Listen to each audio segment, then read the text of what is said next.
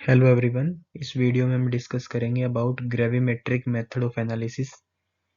Further इसमें हम discuss करेंगे रिलेटिव सुपर सैचुरेशन क्या होता है, उसका फॉर्मूला क्या होता है, nucleation and about particle growth, और हमारे different methods for homogeneous generation of precipitating agent क्या है, और लास्ट में हम डिस्कस करेंगे calculation of result from the gravimetric data and gravimetric factor क्या होता है।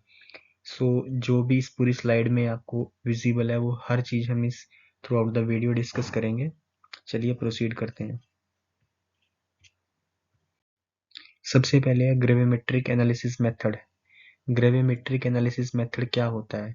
तो देखिए, जो भी हमारा एनालाइट है, एनालाइट क्या है कि जिसको हम एनालाइज करना चाहते हैं, जिसकी कंसंट्रेशन को हम पता करना चाहते हैं, जो भी हमारा एनालाइट है उसको हम कन्वर्ट करते हैं एक ऐसे कंपाउंड के अंदर जिसका हम मास ले सकते हैं, और वो कंपाउंड है हमारा क्या होना चाहिए, स्टेबल होना चाहिए अंडर द एक्सपेरिमेंटल कंडीशंस।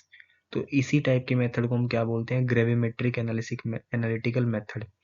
तो क्या होता है एक्चुअली में, gravimetric analysis is a quantitative. क्या है ये क्वांटिटेटिव है। क्वांटिटेटिव और क्वालिटेटिव में का मतलब क्या होता है? क्वांटिटेटिव में हम क्या करते हैं, कंसंट्रेशन निकालते हैं, और जो क्वालिटेटिव होता है उसमें हम क्या देते हैं, उसमें जस्ट हम पता करते हैं कि हमारा एनालाइट है क्या, उसका नेचर क्या है, उसका उसकी आइडेंटिटी क्या है।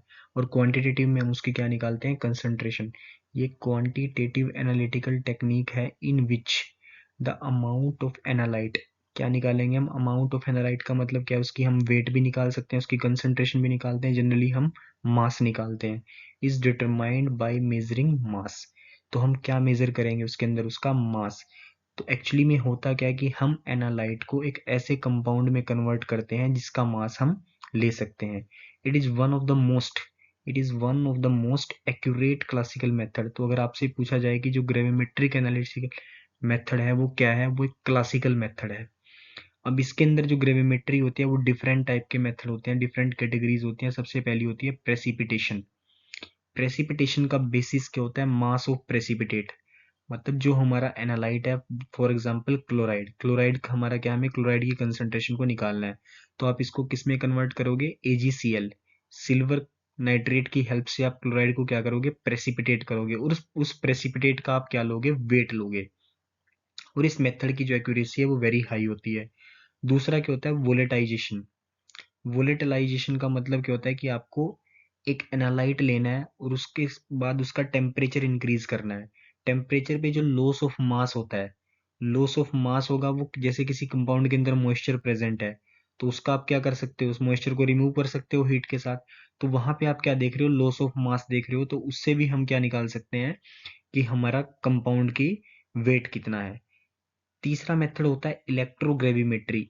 जैसा इसके नाम से सुजेस्ट है, इलेक्ट्रो, इसका मतलब क्या है कि इसके अंदर हम क्या करेंगे, इलेक्ट्रिसिटी को पास करेंगे। इलेक्ट्रिसिटी को पास करने का मतलब क्या है कि जैसे आपके पास कॉपर 2+ है, अब आपको कॉपर 2+ की कंसंट्रेशन या वेट निकालना है, तो आप कॉपर 2+ को किस में कन्वर्ट करोगे, कॉपर में कन्वर्ट करोगे। वो कैसे करते हो आप, इलेक्ट्रोलिसिस की हेल्प से। कॉपर 2+ +2 इलेक्ट्रॉन लेके किस में कन्वर्ट हो जाएगा, कॉपर पे, और वो क्या हो जाएगा, इलेक्ट्रोड के ऊपर डिपॉजिट, मास ऑफ डिपॉजिट। तो इसी से हम क्या निकाल सकते हैं कि जितना हमारा मास डिपॉजिट हुआ है वो किसके प्रोपोर्शनल होगा, proportional to the concentration of copper 2+ present in the solution. और इसकी एक्यूरेसी भी क्या होती है, वेरी हाई। लास्ट में हमारा आता है थर्मोग्रेविमेट्री। थर्मोग्रेविमेट्री में हम क्या करते हैं, मास वर्सेस टेम्परेचर। जो मास है कंपाउंड का और टेम्परेचर के साथ उसके मास में क्या चेंज हो रहा है। जैसे कैल्शियम कार्बोनेट होता है, जब हम टेम्परेचर बढ़ाते हैं तो अराउंड 1000 टेम्परेचर पे जाके किस में कन्वर्ट हो जाता है, कैल्शियम ऑक्साइड में। तो इसकी एक्यूरेसी क्या होती है, मॉडरेट टू हाई। तो इसी टाइप के हमारे मेथड्स होते हैं। ग्रेविमेट्रिक एनालिसिकल मेथड में हमारा प्रेसिपिटेशन होता है, वोलेटिलाइजेशन होता है, इलेक्ट्रोग्रेविमेट्री होता है, और थर्मोग्रेविमेट्री होता है। तो अब आपको इस समझ आ गया कि हमारा ग्रेविमेट्रिक में हम कर क्या रहे हैं। तो मेनली हम इसमें डिस्कस करेंगे प्रेसिपिटेशन। जो प्रेसिपिटेशन ग्रेविमेट्री है उसको ही हम उसमें डिस्कस करेंगे। चलिए आगे प्रोसीड करते हैं। अब मैंने जो फर्स्ट स्लाइड थी उसमें आपको बताया था कि 3 टर्म हमने यूज की थी, रिलेटिव सुपर सेचुरेशन। सबसे पहले क्या था, रिलेटिव सुपर सेचुरेशन, और जो दूसरा था वो क्या था, न्यूक्लिएशन। दूसरा मेथड क्या था, न्यूक्लिएशन, और तीसरा मेथड था पार्टिकल या फिर क्रिस्टल ग्रोथ, जिसको हम क्या बोलते हैं, पार्टिकल या क्रिस्टल ग्रोथ। तो relative super saturation, super saturation का मतलब क्या होता है कि अब अब आपने क्या किया, एक कोई भी हमने सॉल्वेंट लिया है, उसमें हम क्या करते हैं, सोल्यूट को डालते हैं। तो जैसे जैसे हम सोल्यूट को डालते जाएंगे वो सोल्यूट सॉल्वेंट के अंदर क्या होगा, डिसॉल्व होता चला जाएगा। एक टाइम पे जाके हमारा क्या बन जाता है, सेचुरेटेड सॉल्यूशन। सेचुरेटेड सॉल्यूशन का मतलब क्या है कि इसके बाद अगर हम सोल्यूट को ऐड करते हैं तो वो सोल्यूट क्या होगा, डिसॉल्व नहीं होगा। मतलब क्या है कि सेचुरेशन कौन सा पॉइंट होता है, saturation is a point where the maximum of the solute get dissolve. उसके बाद फर्दर आप डिसॉल्व करते हो तो वो क्या हो जाता है, प्रेसिपिटेट, मतलब वो क्या होगा, डिसॉल्व नहीं हो पाएगा। तो उसी सिचुएशन को हम क्या बोलते हैं, सुपर सेचुरेशन। अब क्या होगा, मान लीजिए एस क्या है हमारे पास, एस को हम क्या बोल रहे हैं, सोल्यूबिलिटी, कि कितना सोल्यूट डिसॉल्व हो सकता है एक पर्टिकुलर टेम्परेचर के ऊपर। और क्यू क्या है हमारे पास, एक्चुअल कंसंट्रेशन। अब क्यू क्या है, एक्चुअल कंसंट्रेशन होगी, और एस क्या है, जो उसकी मैक्सिमम सोल्यूबिलिटी है। तो इन दोनों का मान लीजिए उसके अंदर 2 ग्राम डिसॉल्व होना था और आपने कितना डाल दिया, 3 ग्राम डाल दिया। इसका मतलब क्या है कि सुपर सेचुरेशन कितनी हो जाएगी, 3 - 2, 1 ग्राम क्या हो गया, ज्यादा डाल दिया आपने जितना उसके अंदर सोल्यूबल होना था। और अगर हम इसको डिवाइड कर दें किससे, कि कितना उसके अंदर मैक्सिमम डिसॉल्व हो सकता है, इसको हम क्या बोलेंगे, रिलेटिव सुपर सेचुरेशन। तो इसको हम क्या बोलते हैं, relative super saturation. Relative super saturation express क्या एक्सप्रेस करता है, how much a solution exceeds its solubility limit. मतलब जितना हमें इसके अंदर सोल्यूबल करना था उससे कितना ज्यादा हम इसके अंदर डाल चुके हैं। तो सबसे पहले आपको क्या करना है, इन टर्म्स के ऊपर आपकी कमांड होनी चाहिए कि ये टर्म्स का मतलब क्या होता है। तो रिलेटिव सुपर सेचुरेशन क्या है, कि कितना सोल्यूट हमने, सोल्यूट समझते हो आप, कोई भी सॉल्यूशन बनाते हैं उसमें एक सॉल्वेंट होता है एक सोल्यूट होता है, तो कितना सोल्यूट आपका एक्स्ट्रा डल गया है जो सेचुरेटेड सॉल्यूशन के लिए जरूरत थी, उससे ज्यादा कितना हो गया है। अब जो रिलेटिव सेचुरेशन है वो दो चीजों को कंट्रोल करती है, एक तो होता है न्यूक्लियाई फॉर्म, न्यूक्लियाई फॉर्म होता है, और दूसरा क्या होता है, एग्जिस्टिंग पार्टिकल ग्रोथ। तो कोई भी जब हमारे पास प्रेसिपिटेशन होती है उसके अंदर दो फिनोमिना होते हैं, एक होता है न्यूक्लियाई, या तो आपका न्यूक्लियाई बनेगा, न्यूक्लियाई का मतलब क्या है कि अलग अलग आपके क्या बनेंगे, प्रेसिपिटेट में न्यूक्लियाई बनेंगे, 1 2 3। और जो पार्टिकल ग्रोथ होती है उसमें क्या करता है, जो एक न्यूक्लियाई बना है उसका पार्टिकल साइज बढ़ता चला जाएगा, उसमें क्या होगा, इस टाइप का फिनोमिना होगा। वहां पे एक ही के ऊपर डिपोजिशन होता जाएगा, वहां पे अलग अलग नहीं बनेंगे। न्यूक्लिएशन में क्या होता है, अलग अलग बनेंगे। तो कोई भी हमारे पास जब प्रेसिपिटेट होता है उसमें हमारी रिक्वायरमेंट क्या होती है कि उस प्रेसिपिटेट को हम जितना बड़ा साइज हो, जितना क्रिस्टल ग्रोथ जितनी ज्यादा होगी उतना वो क्या होगा हमारे लिए, उसकी फिल्ट्रेशन इजी होगी और उसका मास आगे जो फर्दर उसकी प्रोसेसिंग होती है वो इजी होगी। तो हमें फोकस क्या करना है कि जो हमारा जो प्रेसिपिटेट है उसके अंदर क्या होना चाहिए, एक्स जो पार्टिकल ग्रोथ होनी चाहिए रादर देन न्यूक्लियाई फॉर्म। तो न्यूक्लियाई फॉर्मेशन क्या है, एक क्या है, नेगेटिव फिनोमिना है as far as from the point of view of precipitation. और जो पार्टिकल ग्रोथ है वो क्या है, पॉजिटिव फिनोमिना, मतलब जिसको हम क्या बोलते हैं, डिजायरेबल। डिजायरेबल फिनोमिना क्या है, पार्टिकल ग्रोथ, और अनडिजायरेबल फिनोमिना क्या है, न्यूक्लियाई फॉर्म। तो न्यूक्लियाई क्या होता है, formation of new tiny solid particle. इसमें क्या बनेंगे, न्यू बनेंगे, मतलब एक पार्टिकल के ऊपर फर्दर डिपोजिशन नहीं होगा बल्कि इसमें क्या बनेंगे, न्यू टाइनी, और छोटे छोटे होंगे वो, from A super saturated solution. अब ये जो फिनोमिना होता है वो किस केस में होता है, जब हमारे पास क्या होती है, high relative super saturation. High relative super saturation का मतलब क्या है कि आपने बहुत ज्यादा सोल्यूट डाल दिया है। तो बहुत ज्यादा सोल्यूट डालेंगे तो उसी के, क्योंकि रिलेटिव सुपर सेचुरेशन क्या डायरेक्टली प्रोपोर्शनल है actual concentration of the solute. तो जितनी ज्यादा एक्चुअल कंसंट्रेशन होगी सोल्यूट की उतनी ज्यादा क्या होगी, रिलेटिव सुपर सेचुरेशन होगी, और उतना ही रैपिड क्या होगा, न्यूक्लिएशन होगा। तो आपको ध्यान रखना है कि जो हाई हाई हमारे पास रिलेटिव सुपर सेचुरेशन है उस केस में क्या होता है, रैपिड न्यूक्लिएशन होता है। Many nuclei form simultaneously, simultaneously बहुत सारी न्यूक्लियाई बनेंगी, produce very fine colloidal precipitate. अब जो प्रेसिपिटेट होते हैं वो दो टाइप के होते हैं, एक होता है कोलोइडल प्रेसिपिटेट, एक होता है क्रिस्टलाइन प्रेसिपिटेट। तो जब हमारी न्यूक्लियाई फॉर्मेशन होगी तब हमारे बनते हैं कोलोइडल प्रेसिपिटेट, जो क्या है, एक अनडिजायरेबल फिनोमिना है। क्योंकि अनडिजायरेबल क्यों, क्योंकि इसको डिफिकल्ट होता है फिल्ट्रेशन करना और इसकी हाई एड्सॉर्प्शन एरर आती है। तो आपको ध्यान रखना है कि जब भी हाई रिलेटिव सुपर सेचुरेशन होगी, बहुत ज्यादा रिलेटिव सेचुरेशन का मतलब क्या है, कि आपने बहुत ज्यादा उसके अंदर क्या डाल दिया, प्रेसिपिटेट डाल दिया या फिर क्या डाल दिया, सोल्यूट डाल दिया है। तो उस केस में हमारे पास क्या बनता है, न्यूक्लिएशन होता है, जो क्या होता है, अनडिजायरेबल फिनोमिना। दूसरा क्या होगा, पार्टिकल क्रिस्टल्स है, इसमें क्या होगा, deposition of the solute on already form nuclei. तो ये वाला केस बनेगा हमारे पास, इंक्रीजिंग पार्टिकल साइज।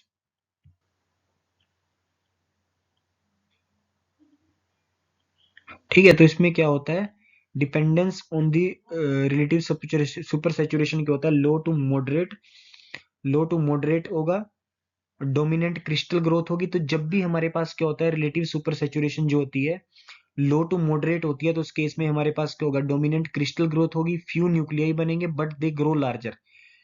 तो वो क्या होंगे, लार्जर होंगे, प्रोड्यूस कोर्स क्रिस्टलाइन प्रेसिपिटेट। ये क्या है, हमारा डिजायरेबल फिनोमिना है। तो इजिली हम इसको, क्यों डिजायरेबल है, क्योंकि जो क्रिस्टल ग्रोथ होगी उसको हम इजिली फिल्टर कर सकते हैं और इसकी हाई प्योरिटी होती है।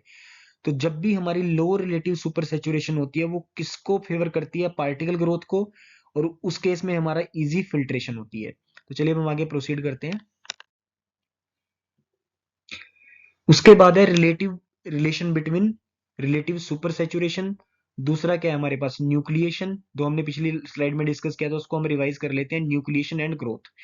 तो जब भी रिलेटिव सुपर सैचुरेशन हाई होगी, वेरी हाई का मतलब क्या है, जैसे आपको क्या करना है, आपने नीचे क्या लिया है, क्लोराइड लिया है, और ऊपर से आपने क्या डाल रहे हो, उसके अंदर सिल्वर नाइट्रेट डाल रहे हो। आपको क्या करना है, इसको प्रेसिपिटेट, जब आपने एकदम से सिल्वर नाइट्रेट बहुत ज्यादा डाल दिया, मतलब आपने सॉल्यूशन को नहीं हिलाया, तो उस केस में क्या हो जाएगी, रिलेटिव सुपर सैचुरेशन बहुत हाई हो जाती है। कब होती है, जब हम क्या डालते हैं, एकदम से डाल देते हैं, मतलब रादर देन इन स्टेप, हम उसको स्टिर करने की बजाय एकदम से सारा का सारा उसके अंदर डाल देंगे। जैसे आपको 10 ml था, 10 ml आपने एकदम से डाल दिया, rather than 1 ml at one step.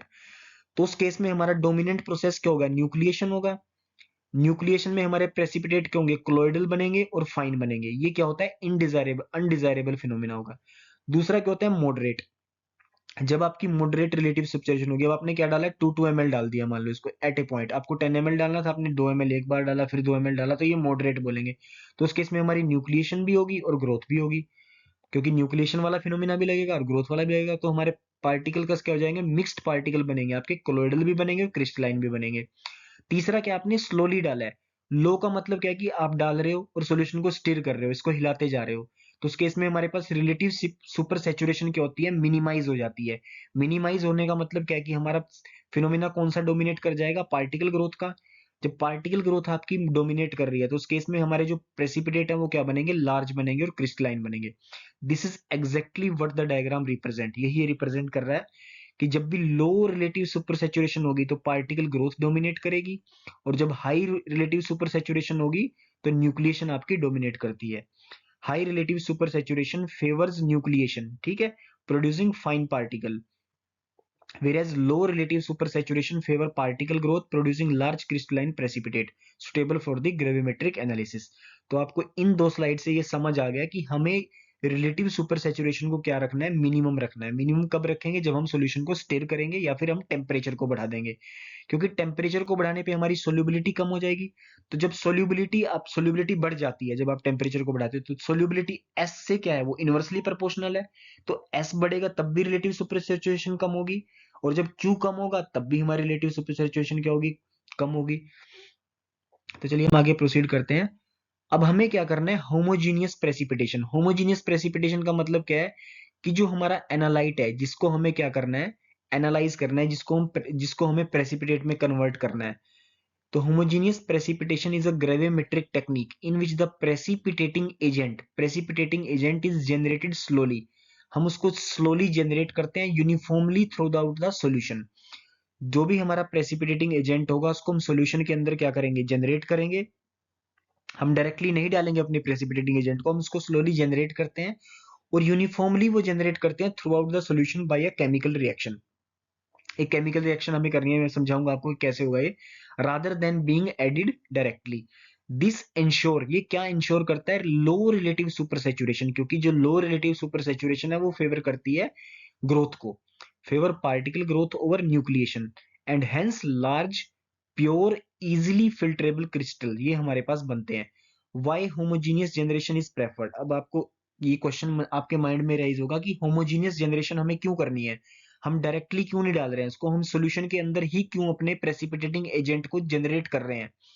तो ये क्यों करते हैं, क्योंकि ये प्रिवेंट करता है लोकल हाई सुपर सैचुरेशन। अब आप ऊपर से एकदम से डाल दोगे तो उसकी क्या होगी, कंसंट्रेशन बढ़ जाएगी, लेकिन आप क्या कर रहे हो, कि जो आपका फ्लास्क है उसके अंदर ही आप इसको जनरेट कर रहे हो, तो लोकल हाई सुपर सैचुरेशन क्या रहेगी, आपकी मिनिमम रहेगी। Produce uniform crystal size, minimum को प्रेसिपिटेशन एंड एड्सॉर्प्शन। को प्रेसिपिटेशन का मतलब क्या है, कि जैसे आप क्लोराइड को ट्रीट कर रहे हो, आपको क्लोराइड को एनालाइज कर रहे हो, तो अगर ब्रोमाइड भी आपका प्रेसिपिटेट आउट हो रहा है तो उसको हम क्या बोलेंगे, को प्रेसिपिटेशन। अब आपका जो मास है प्रेसिपिटेट का वो बढ़ जाएगा क्योंकि आपको क्लोराइड का ही चाहिए था, लेकिन अब उसके साथ ब्रोमाइड भी आ रहा है तो इसको हम क्या बोलते हैं, को प्रेसिपिटेशन। सो को precipitation is a type of error in our system, ideal for high accuracy gravimetric analysis. अब जैसे आपको क्या करना है, हाइड्रोक्साइड को एज अ प्रेसिपिटेटिंग एजेंट आपको क्या करना है, यूज करना है। क्योंकि हम क्या करें, जैसे एल्यूमिनियम का होता है, एल्यूमिनियम ट्राई हाइड्रोक्साइड होता है, गैलियम होता है, थोरियम, बिस्मथ, आयरन ने भी आपने देखा होगा कि आयरन ट्राई, जैसे Fe क्या होता है, Fe OH थ्राइस, Fe के साथ हम क्या लगाते हैं, OH थ्राइस लगाते हैं। तो ऐसे ही क्या होता है कि यहाँ पे आपको क्या चाहिए, OH चाहिए एज अ प्रेसिपिटेटिंग एजेंट। तो आप OH क्या करते हो, आप क्या सोचोगे कि हम सोडियम हाइड्रोक्साइड को डायरेक्टली डाल दें। तो जब आप सोडियम हाइड्रोक्साइड को डायरेक्टली डालते हैं तो वहां पे हमारी सुपर सेचुरेशन बढ़ जाती है, रिलेटिव सुपर सेचुरेशन ज्यादा होती है, तो हमारा जो प्रेसिपिटेट है वो इजिली नहीं बनता, कोलॉइड बन जाता है। तो इसलिए हम जब भी OH नेगेटिव हमें चाहिए उस केस में हम क्या लेते हैं, यूरिया। तो आप यूरिया को क्या डालोगे, सॉल्यूशन के अंदर डाल दोगे तो यूरिया वाटर के साथ ट्रीट करके क्या बना लेता है, अमोनियम बना देता है, और साथ में हल्का सा क्या निकालता है, हाइड्रोक्साइड। अब हल्का सा वो निकालने का वो क्या होगा, uniformly through out the solution वो फैल जाएगा। तो इसलिए हमें क्या हो रहा है, इसी को हम क्या बोलते हैं, होमोजीनियस प्रेसिपिटेशन। मतलब जब भी हमें hydroxide as a precipitating agent चाहिए तो हम किसकी हेल्प से करेंगे उसको, यूरिया की हेल्प से करेंगे। फोस्फेट जब भी हमें चाहिए तो किसकी हेल्प से करते हैं हम, ट्राई मिथाइल फोस्फेट। ऑक्जेलेट आपको चाहिए तो क्या यूज करोगे आप, इथाइल ऑक्जेलेट। तो ये आपको ये वाला जो है आपको ध्यान रखना है, क्योंकि एग्जाम में आपसे डायरेक्टली पूछ सकते हैं कि हाइड्रोक्साइड के लिए रिएजेंट क्या होगा। हाइड्रोक्साइड के लिए यूरिया होगा, फोस्फेट के लिए ट्राई मिथाइल फोस्फेट होगा, तो आपको लर्न कर लेना है इसको। सल्फेट जहां भी आपको चाहिए तो क्या डालना है आपको, डाई मिथाइल सल्फेट डालना है। कार्बोनेट चाहिए तो ट्राई क्लोरो एसिटिक एसिड डालना है। H2S चाहिए तो थायो एसिटामाइड चाहिए। DMG जब भी आपको डालना है तो बाई एसेटाइल और हाइड्रोक्सिल एमीन। तो ये क्या होते हैं कि ये जब भी आपको ये चाहिए आप इनको डायरेक्टली नहीं डालोगे, इनको क्या डालोगे, इनका कोई रिएजेंट डालोगे जो क्या करेगा, सॉल्यूशन में उसको सॉल्यूशन के अंदर उसको यूनिफॉर्मली जनरेट करेगा स्लोली। अब फर्दर हम मूव करते हैं। ये एक एग्जांपल मैंने दिया है, इसके अंदर आपके साथ शेयर किया है। अब जैसे कैल्शियम है आपके पास, अ कैल्शियम इन 200 ml सैंपल। तो सैंपल की वॉल्यूम कितनी है, 200 ml है, तो आपको 200 ml सैंपल के अंदर कैल्शियम निकालना है ऑफ अ नेचुरल वाटर। ये नेचुरल वाटर का सैंपल है, was determined by precipitating as a cation, क्योंकि हम कैल्शियम को किससे कर रहे हैं, ऑक्सिलेट से। तो कोई भी आयन है, आपको कैटायन भी हो सकता है, एनायन भी हो सकता है, आपको उसको प्रेसिपिटेट करना है एज अ अदर। कैटायन को एज अ कैटायन को आप एनायन से करोगे, एनायन को आप कैटायन से करोगे। तो कैल्शियम को आपको किसने किया, कैल्शियम ऑक्सिलेट से। तो उस प्रेसिपिटेट को जब हमने फिल्टर किया, washed and ignited in crucible with an empty, crucible का जो एम्प्टी वेट था वो कितना था, 26.6। तो यहाँ पे हमने क्या ले लिया, 26.602। और the mass of the crucible, जब क्या लिया हमने, उसके प्रेसिपिटेट को किसमें कन्वर्ट कर दिया, कैल्शियम ऑक्साइड के अंदर। जब उसका हम वेट ले रहे हैं तो वो क्या हो रहा है, 26.7। तो इतना हो रहा है। तो अब आपको क्या निकालनी है, calculate the concentration of calcium को आपको निकालनी है। तो आपको प्रेसिपिटेट पता चल गया, प्रेसिपिटेट की आपको जो स्टोक्योमेट्री है वो पता चलेगी कि प्रेसिपिटेट किस फॉर्म में है, प्रेसिपिटेट किस फॉर्म में है, कैल्शियम ऑक्साइड की। क्योंकि जब हम कैल्शियम ऑक्सिलेट को जब हम क्या करते हैं, हीट करते हैं, तो वो किस में कन्वर्ट हो जाता है, कैल्शियम ऑक्साइड में। जो प्रेसिपिटेशन की एक कंडीशन होती है वो होती है कि प्रेसिपिटेट आपका स्टेबल होना चाहिए। तो कैल्शियम ऑक्सिलेट होता है वो अनस्टेबल होता है, जब हम उसको हीट करते हैं तो वो कैल्शियम ऑक्साइड में कन्वर्ट हो जाता है, और कैल्शियम ऑक्साइड क्या होता है, स्टेबल। तो कई बार आप देखोगे कि आपको हीट करने की जरूरत पड़ रही है, तो हीट हम क्यों कर रहे हैं, क्योंकि जो हमारा प्रेसिपिटेट है वो क्या बन रहा है, वो प्रेसिपिटेट हमारा क्या बन रहा है, स्टेबल बन रहा है। तो अब आपने क्या निकाल लिया, मास। मास हमारे पास आ गया इन दोनों का डिफरेंस, क्रूसिबल में जो हम कैल्शियम ऑक्साइड के साथ और बिना किसी चीज के, तो दोनों के बीच का डिफरेंस क्या आ गया, 0.1132। तो ये हमारे पास क्या आ गया, मास ऑफ कैल्शियम ऑक्साइड। अब हमें पता है कि जितने number of moles of calcium थे सैंपल में, उतने ही number of mole of calcium oxide बने होंगे। वही तो होगा ना, अगर एक कैल्शियम है तो एक कैल्शियम ऑक्सिलेट बना है, अगर दो कैल्शियम है तो दो कैल्शियम ऑक्सिलेट बने हैं। तो जितने कैल्शियम ऑक्साइड के मोल्स हैं उतने ही मोल किसके होंगे, कैल्शियम के होंगे। तो अब हम निकालेंगे अब amount of calcium. Amount of calcium कैसे निकालेंगे, पहले नंबर ऑफ मोल निकालेंगे और फिर हम उसको क्या करेंगे, मोलर मास से मल्टीप्लाई कर देंगे। तो सबसे पहले हमारा जो वेट है वो कितना है, 0.1132 ग्राम क्या है, कैल्शियम ऑक्साइड। और जो कैल्शियम ऑक्साइड का 1 मोल होता है उसमें कितना होता है, 56 ग्राम होता है। तो हमने क्या किया, इसको ऊपर मल्टीप्लाई कर दिया मोल से, 1 मोल कैल्शियम ऑक्साइड से, और नीचे मल्टीप्लाई कर दिया उसके मोलर मास से 56 पॉइंट। तो ग्राम, ये दोनों चीजें क्या होगी, कैंसिल होगी आपस में। अब बचा क्या हमारे पास, ये मोल आ गया। तो ये क्या आ गया, 0.1132 क्या है, मोल ऑफ कैल्शियम ऑक्साइड। अब हमें इसको किससे मल्टीप्लाई करना पड़ेगा, अब क्योंकि हमें पता है कि 1 मोल कैल्शियम किसके इक्वल है, 1 मोल कैल्शियम ऑक्साइड के, तो अल्टीमेटली हमारे पास ये क्या आ गया है, ये वाली जो टर्म है इसको हम डिवाइड कर रहे हैं 56 से, तो ये वाली टर्म हमारे किसकी आ गई है, मोल ऑफ कैल्शियम। कैल्शियम के मोल आ गए, ये हमने कहां से निकाले, कैल्शियम ऑक्साइड से। अब कंसंट्रेशन निकालेंगे हम, क्योंकि ये जो मोल हमारे प्रेजेंट है वो कितने में प्रेजेंट है, 200 ml सैंपल के अंदर। ठीक है, तो यहां हमने क्या ले लिया, 200 ml सैंपल। यहाँ पे क्या था, मोल था, मोल कैल्शियम को हमने क्या किस में कन्वर्ट कर दिया, इसका मोलर मास दे दिया। यहाँ पे मोलर मास कितना, 40 है, तो जब हम इसको मल्टीप्लाई करते हैं अल्टीमेटली हमारे पास क्या आ जाएगा, ये आ जाएगा। तो ये क्या है, हमारी कंसंट्रेशन पर 100 ml ऑफ द सैंपल।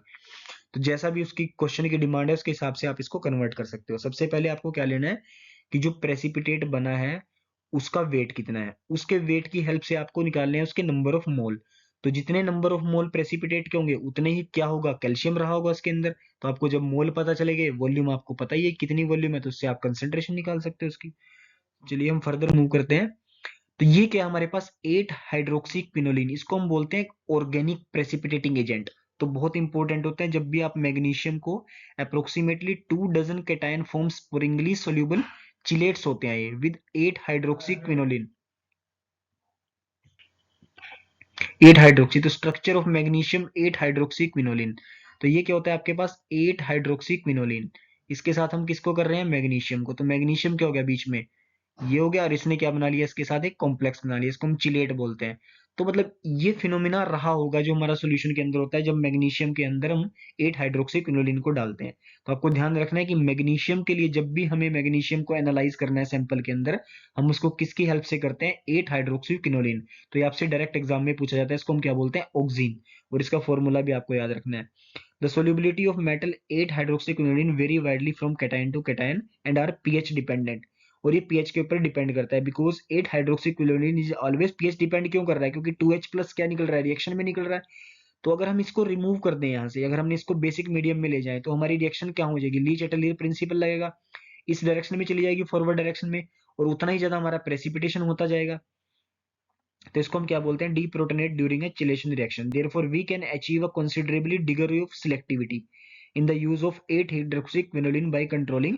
तो हम डिफरेंट डिफरेंट पीएच पे डिफरेंट डिफरेंट एनालाइट के साथ काम कर सकते हैं। अब ये मोस्ट इंपॉर्टेंट होता है डाई मिथाइल ग्लाइयोक्साइम, जिसको हम क्या बोलते हैं, डीएमजी।